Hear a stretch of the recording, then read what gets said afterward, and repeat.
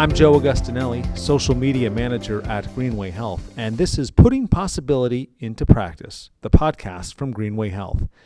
Today, I am joined by Chris Gibson, who is a product analyst for population health with Greenway Health. Think how much more efficiently your practice would run if it had filters to identify segments of patient populations, enhanced analytics support, and additional tools for hands-on management. Greenway Health has rolled out Greenway Community version 2.6, an updated version of our population health management solution.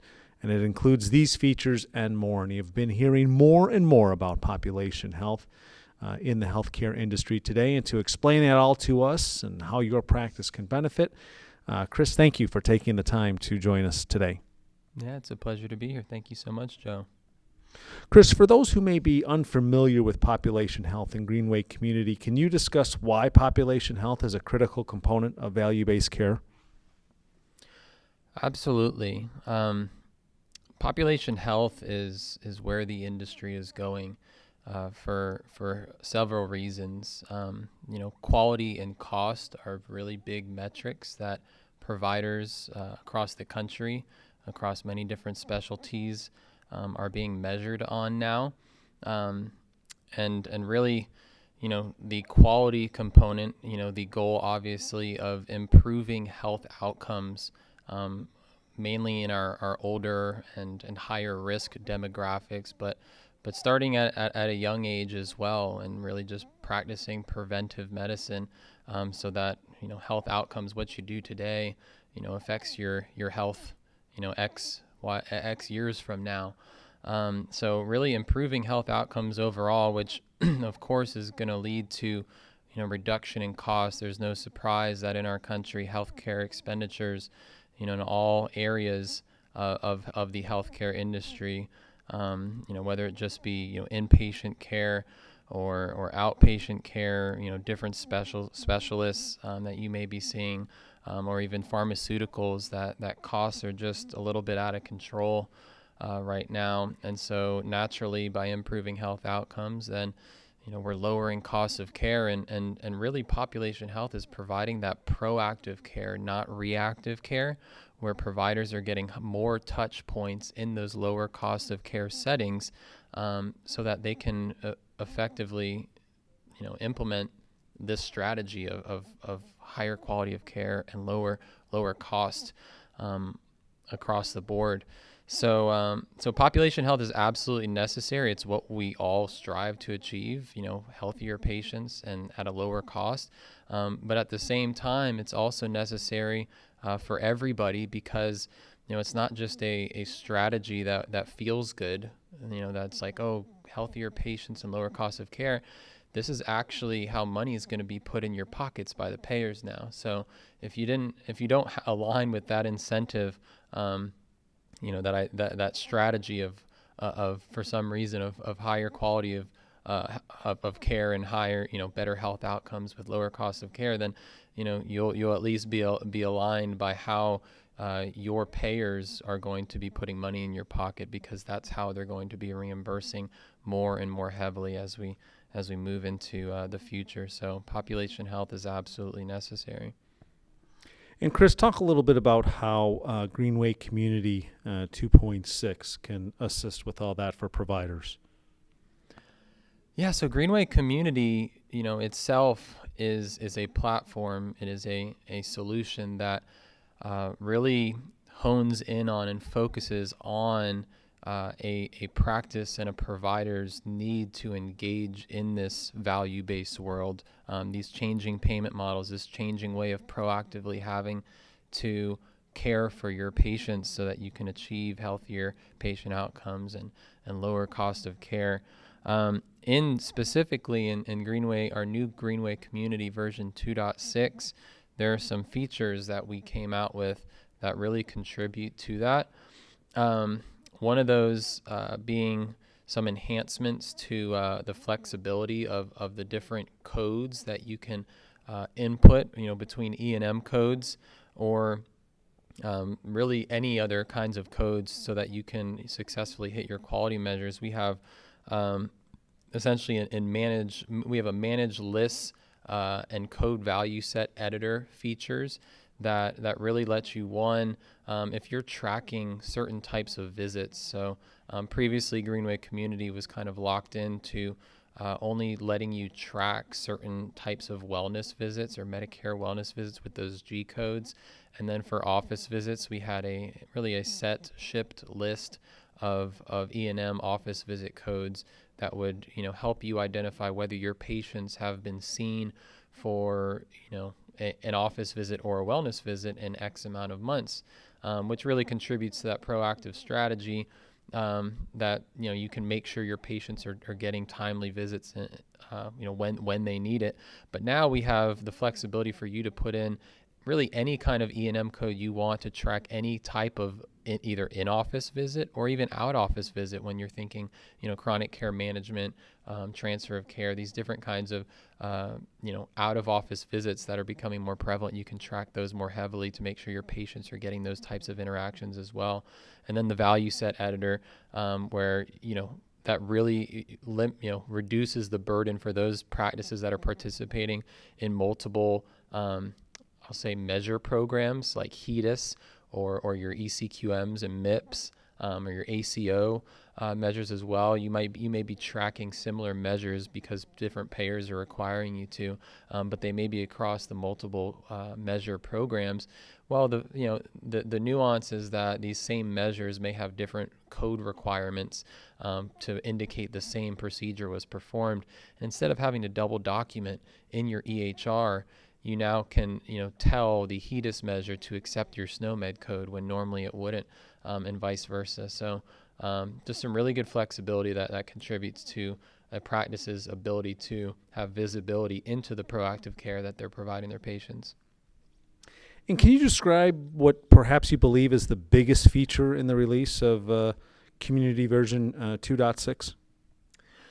Yeah, so I touched on it a little bit, but I really believe that the code value set editor has really been is going to prove itself to be the biggest feature in this release. It is something that, as I described, probably the biggest use case just a moment ago of our practices, documentation, and we've surveyed our customers.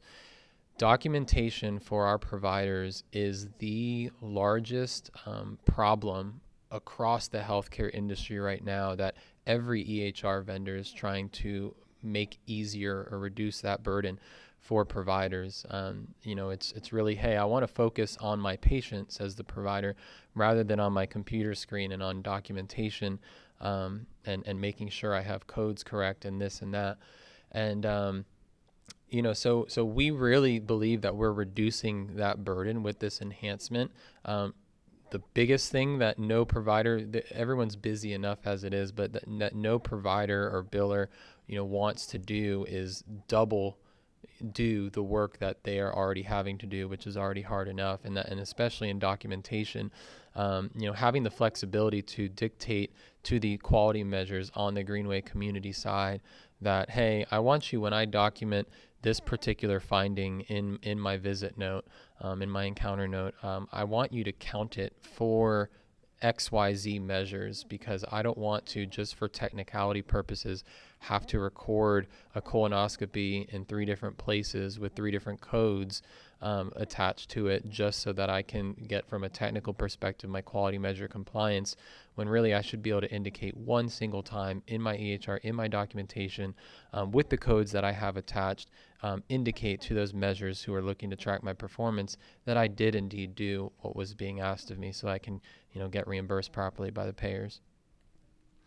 And in this digital age where data is king, what enhancements to data gathering are there in the new version that allow providers to customize information they collect? Yeah, data is king. And, interoperability, especially where we are today, and the methods of passing data over can be very complex. Greenway Community, specifically, we have an electronic data warehouse which can essentially aggregate just about any, industry standard format of passing healthcare data over, which is already very flexible in and of itself. But I was talking about codes and the flexibility previously with the visit codes that you can punch in. I think the flexibility of, everyone knows that every specialty and every practice even is very unique. Whether it's the demographic that you serve or the size of your practice in general, obviously the specialty, what kind of are you part of a big physician network or an ACO, or are you a small private practice, or are you a big private practice? All those factors dictate, the type of data that and the amount of data that you're needing to pass to outside systems, and really creating flexibility while staying confined to industry standards is a very difficult balance. And I think we really did achieve that in our Community 2.6 version, where we gave that flexibility to, let unique practices track the visits that they care about tracking for their patients, and let them have the flexibility to have those value sets, customized, while sticking to the integrity and heart of the measure at its core, not being able to alter anything like that. Just allowing increased flexibility so that they can successfully participate in these different programs that are being asked of them, with reduced burden on the front end at the point of care. So yeah. Talk a little bit about the tasking function and what is now housed there, and how tasking and care management worked hand in hand, and maybe even that tasking feature, which previously had been a little underutilized. Yeah, so just continuing on to harp on value-based care, and we're seeing in more and more programs that really pre-visit planning is proven to be very helpful in providing the best care for your patients that you're going to see in the upcoming day or couple of days or week, and just really that whole idea of proactively getting out in front of your patients, even those that are on the schedule for a given day. And many programs today, like CPC Plus and PCMH, are referring to these as your huddle reports. That might be the buzzword, for what we call this kind of pre-visit planning. But the key is, in Greenway Community version 2.6, we introduce I would say a much better and easier to use workflow, so that we can facilitate these huddle reports happening. We have in the tasking module in Greenway Community, which was previously a place where you could see open care gaps for a given list of patients for a given provider, et cetera. What was missing from there, which made it very underutilized and kind of hard for practices to identify what the best use case would be for them to use that, is there was no really date associated with there was no appointment kind of schedule also in this area. And that's the enhancement that we brought to the screen, that we believe is going to make it the best and ideal place to now start running huddle reports out of.